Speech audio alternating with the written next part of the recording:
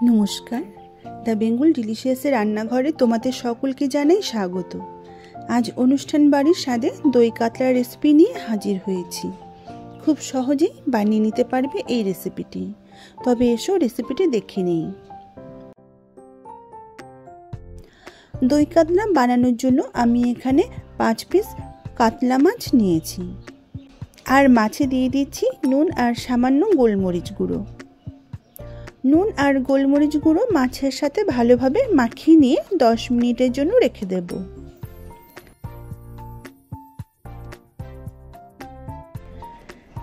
একটি কড়াইতে আমি সরষে তেল গরম করে নিয়েছি। এবার মাছগুলো তেলে ছেড়ে দেব।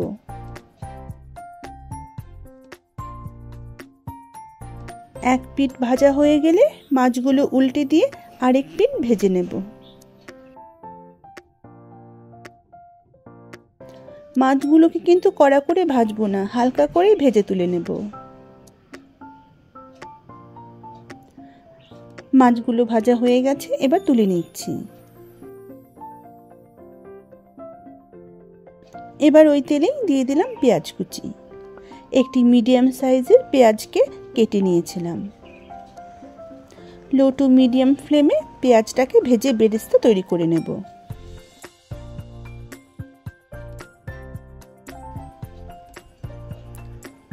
এবার ওই তেলেই দিয়ে দিচ্ছি 1 টুকরো দারচিনি, 3-4টে ছোট এলাচ আর 4-5টে লবঙ্গ। সুন্দর গন্ধ বেরোলেই দিয়ে দিচ্ছি পেঁয়াজ বাটা।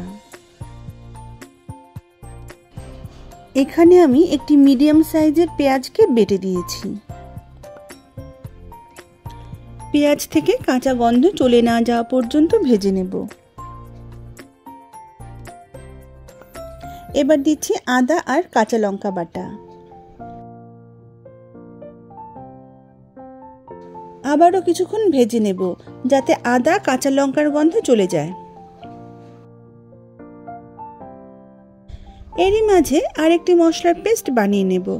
তার জন্য 1 চামচ মগজ, 1 টেবিল চামচ পোস্ত আর 9-10টির মতো কাজু বাদামকে ভিজিয়ে রেখেছিলাম।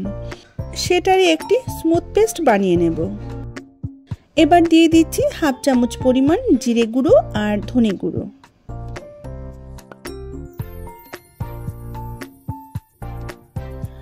মশলাগুলো বেশ ভালোভাবেই ভেজে নেওয়া হয়ে গেছে।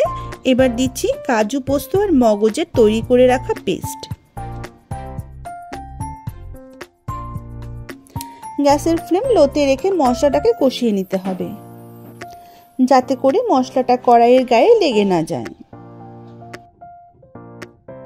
কাজু পোস্ত যে পেস্টটা করেছিলাম তার বাটি ধোয়া 1/2 কাপের মতন জল দিয়ে দিলাম।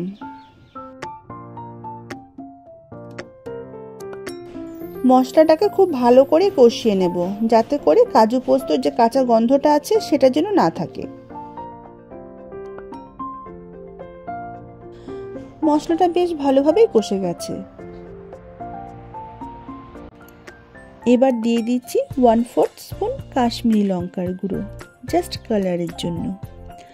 যদি তোমরা গ্রেভিটাকে একদম হোয়াইট রাখতে চাও তবে তোমরা এটা নাও দিতে পারো।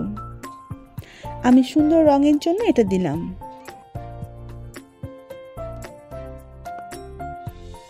দিচ্ছি স্বাদ অনুযায়ী নুন আর 1/2 চামচ পরিমাণ চিনি। এই রান্নায় চিনিটা দিলে স্বাদ কিন্তু অনেকটাই বেড়ে যায়। আর যদি চিনিটা তোমরা দিতে না চাও তবে চিনিটাকে স্কিপ করবে। নেড়েচেড়ে মিশিয়ে নেব। আমাদের সমস্ত মশলা খুব ভালোভাবে কষানো হয়ে গেছে আর মশলা থেকে তেলও ছেড়ে দিয়েছে। এবার দিচ্ছি জল। জলের পরিমাণটা তোমাদের যতটা গ্রেভির প্রয়োজন ততটাই দেবে। ফুটে উঠেছে, এবার ভেজে রাখা মাছগুলো দিয়ে দেব।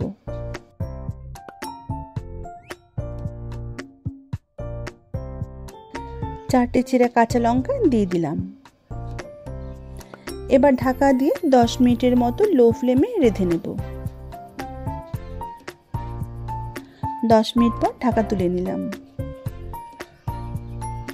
দেখো কি সুন্দরভাবে তেলটা ছেড়ে দিয়েছে। আমাদের দই কাতলা কিন্তু একদম তৈরি।